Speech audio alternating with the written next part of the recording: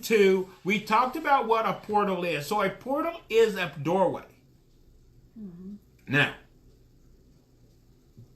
we would think that these doorways are, as I said, they can be opened. And a lot of times they're opened by Ouija boards or people doing certain kind of demonic work. They open portals and they don't know what they're doing. But there is a creature that controls these portals. Okay.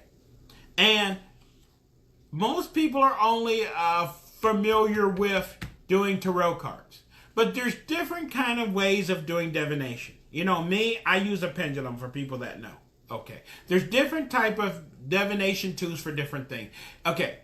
Pendulums are good for if you want to know the analogy is tarot cards is being in a helicopter looking down upon a person's life. You can see the present, the future, the past, the right and the left. Okay. Pendulum reading is like being in a helicopter looking down on a person's life with a pair of binoculars. You can see minute detail. I can outbeat any tarot reader. But I lose my perspective of the future, the past, the right, left. I just see what's going on in the person's immediate life in minute detail. And most people are drowning in their immediate life. That's why they're there in the first place. And they want help while they're drowning. So I'm not talking a year from now or 2 years from now or whatever. I'm talking about what's going on now and how to fix your problems now. If you want to see over the horizon, you get into something called gazing. You can do water gazing or lots of gazing. They do gazing all over the world. Okay. What did Notre Dame do? You definitely don't want to do what Notre Dame was doing. He was gazing into, he had a brass triangular pyramid and a bowl full of mercury.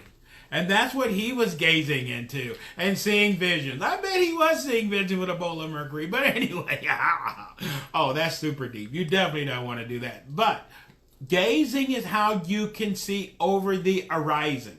If you want to see 5, 10, 20 years, 50 years, whatever, you have to go with gazing.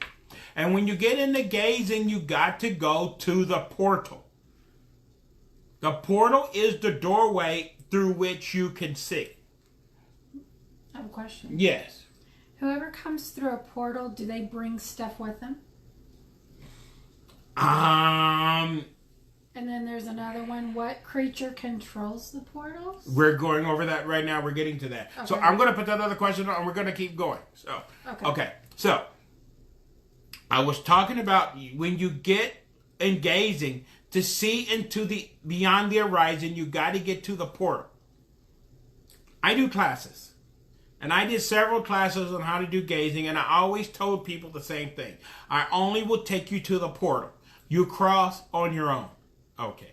Because what's there, who knows?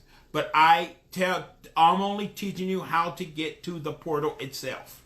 And the portal is the eye. You look for the eye. And when you see the eye, that is the gate. Okay. And I was teaching people how to get to where you see with the eye. I did a class with these two girls several years ago, and she was complaining. She kept saying, "You keep telling me I got to look for the eyes, but I see two eyes and they keep looking at me," and I almost fell out of my chair. Okay. I didn't realize that the portal, I thought it was a portal that was shaped like an eye. I didn't realize this was a living creature. It is not. And this is where you get into Yog-Sothoth. Okay. We're all the way back into Necronomicon. And this is very deep. And Yog-Sothoth controls the gate. Now, what is Yog-Sothoth? Remember, we talked about first space, the ultraviolet, infrared, second space, but there's also third space, things that lie between the spaces. These creatures are, you think those other creatures are weird. These creatures are really strange. These are these beings with all these tentacles, and this is what they've been showing on all these new movies, these tentacle creatures. I just saw Men in Black, these tentacle creatures. I just saw Aquaman, this giant tentacle creature.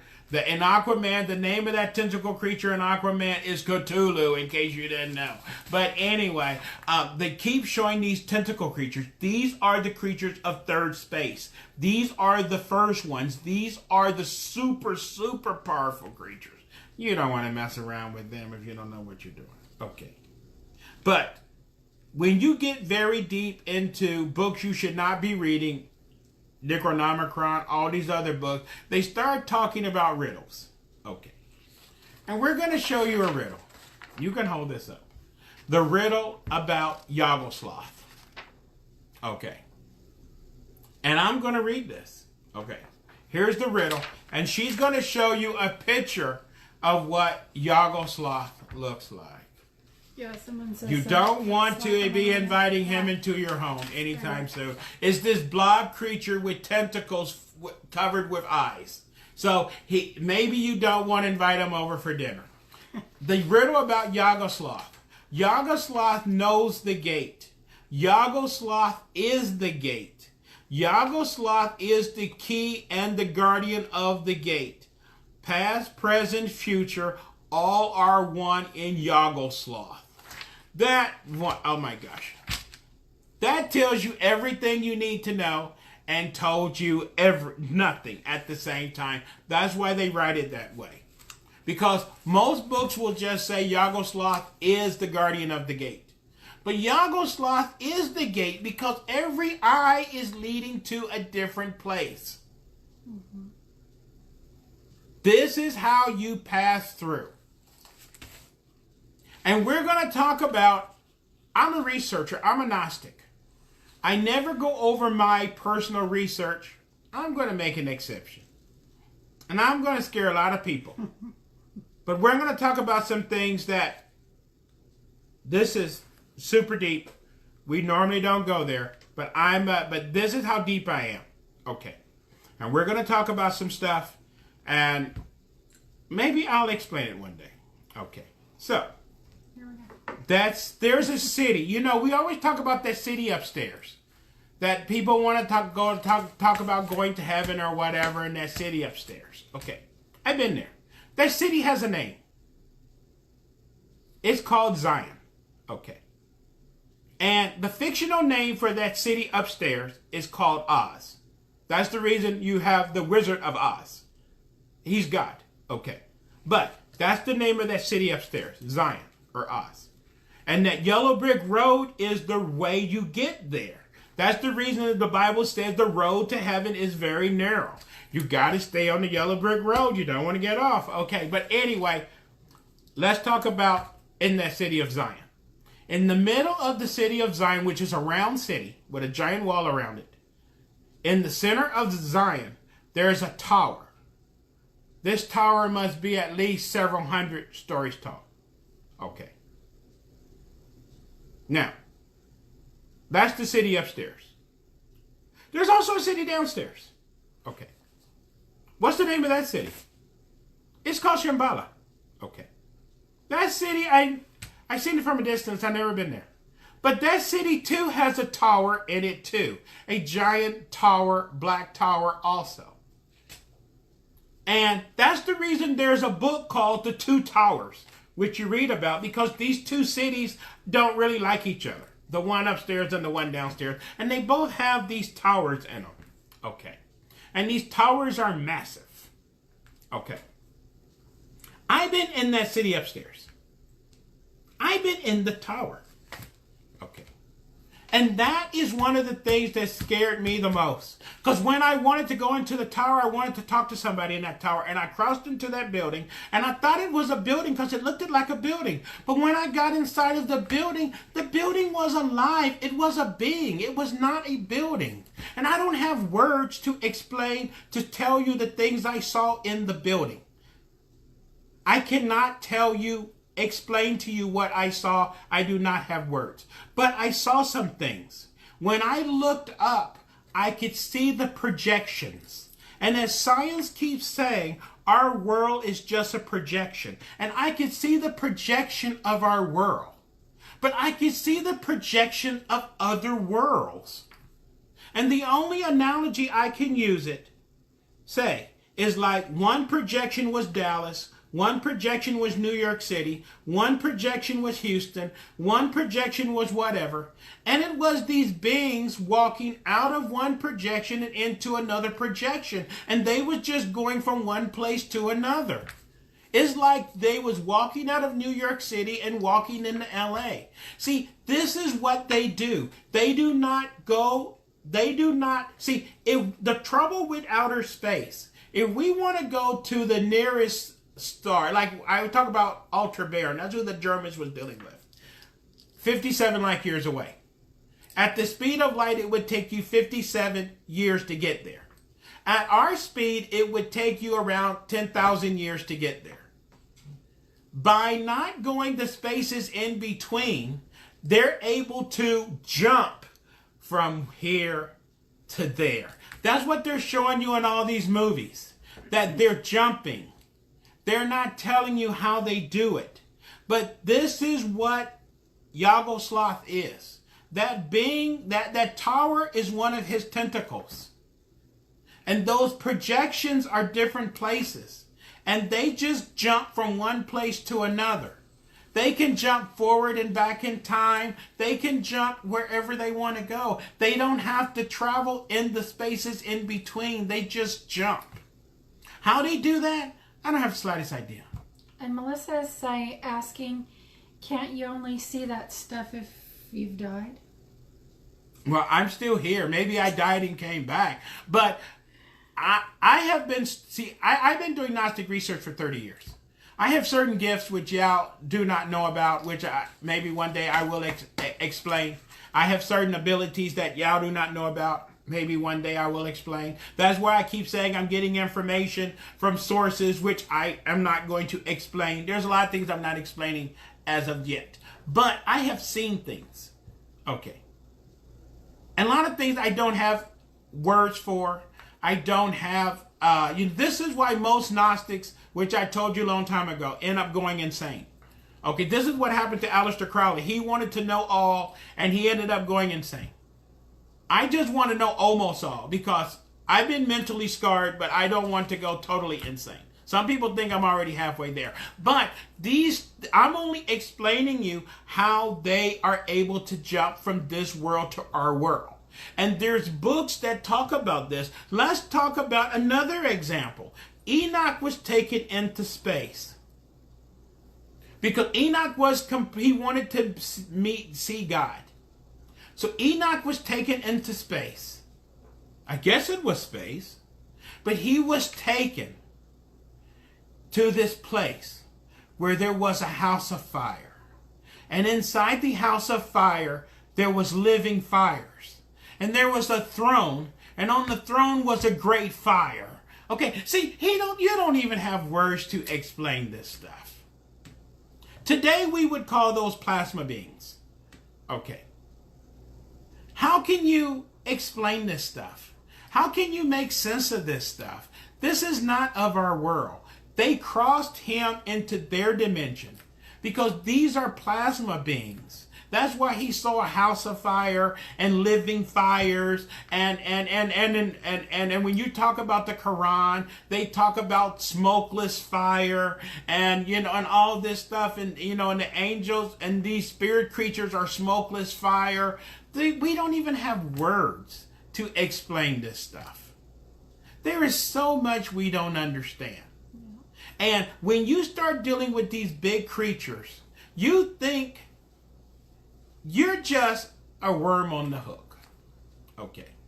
And you think you know everything that's going on there. And this is why you got to be careful. And even people who have studied this all of their life. I've only been doing this for 30 years. There's monks and Buddhist priests and Buddhist monks and all these people all over the world. Gnosticism is a worldwide thing, trying to know and to comprehend, to understand. We know very little, but we only know the little bit we know. But through Yog-Sothoth is the secret of how you can cross from one point to another, how you can do this jumping that they keep talking about, where you can be here and you can jump halfway around the world or to another planet or whatever. But it's not for free. If you want to jump, it's going to cost you. Okay. And what do you have to offer them? Your life, your soul, your wife, your kids. Oh my gosh, it gets very scary. This is why they only normally deal with very wealthy people, very powerful people, because they can give them the things that they want. And when they want a little trinket, they say, I can do that in exchange. That's why remember we talked about this last week, about the U.S. government signing agreements with these beings in exchange for this, because everything is going to cost you. There's nothing for free out there. And we want everything to be free. There's nothing free. So, if you want to go over there and play this little game and get your little crystal ball out and you want to do this and that and you want to take your Ouija board and try to, Aleister Crowley, he was trying to open the gates of hell. Okay, he ended up going insane. Okay, you can join him. Okay, you need to be extremely careful. So, this is why it's good and bad that they're closing these places off. It's good because people was going over there, and as I said, people was coming up missing. They was having all these strange encounters. There was all these cattle mutilations, and all people was seeing all this fantastic stuff. They were shooting at these creatures, and nothing was happening. Because how can you shoot at something that's made of subtle matter? The bullet just goes right through. It's just a shadow. Okay. You see the problem we're having? And we don't have ray guns. It's nice on Men in Black. They got those special guns to kill these creatures. But in reality, we don't have none of that stuff. We only have our little tiny BB guns. You get what I'm saying? Okay. We don't have nothing. So, this is the problem we face. And if you want to play with these big boys, this is why I'm going into this thing.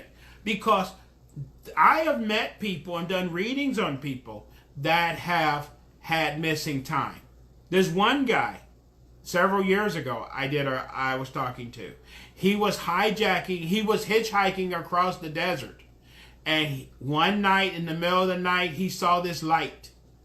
The next thing he knew, he woke up on the side of the road with no clothes on. And it was several days later. He has no idea what happened, but he know one thing. He will never go into the desert or ever hitchhike ever again. That's the only two things he know. Okay. But what happened to him? They make books about this stuff for the people who survive. If you don't survive, I guess there's no book. Any questions before we get to the end?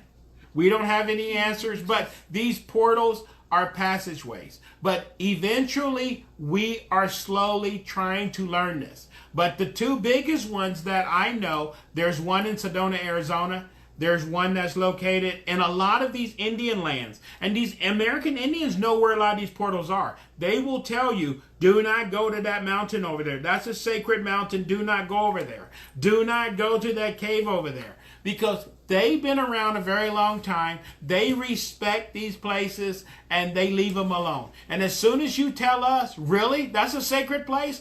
I want to go there. Okay, you know what I'm saying, don't you? Yes, go ahead. Okay, so do you think people that have mental illnesses who talk about different things they see and talk about voices telling them different stuff to kill themselves, are they experiencing people from different realms? Okay, a lot of people in insane asylums, to have ability, psychic ability, is a glass which is half full and half empty. Okay. If you can handle your psychic ability, the glass is half full. If you can't handle it, the glass is half empty. When I was a kid raised in a very religious household, my glass was definitely not half full. I was called every dirty name in the book and this and that, and people was doing everything because I heard voices, I seen things and whatever, and they wasn't going there. Okay. But I survived. I didn't kill myself. I didn't end up in an insane asylum. I was in special ed for several years over the strange thing that was going on. They thought I was kind of cuckoo and Naluco. Okay. But I survived. And now I'm a researcher.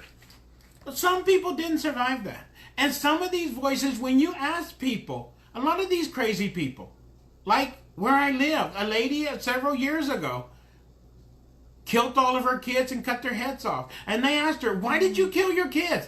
They told me I had to. They never asked, who is they? Mm-hmm. Okay. Who is this they? Mm-hmm. And a lot of these people, and when you talk to these people that do serial killers, they always talk about they. The same thing the Aztecs said. Why are you sacrificing so many people? They told the God said we must. We have to. Okay. So remember, these shadow creatures, some are good, some are bad. I guess they're like us. They have something called free will. So we don't have a lot of answers in this topic. The purpose of this topic was, I suggested it, I didn't, but to explain these portals. And when you hear about a portal, I closed one around a week or two ago. There was some people that was complaining that they were seeing a lot of things in their house. And I went over there, and it was not in their house. It was an abandoned barn that someone must have been doing something. And I closed it.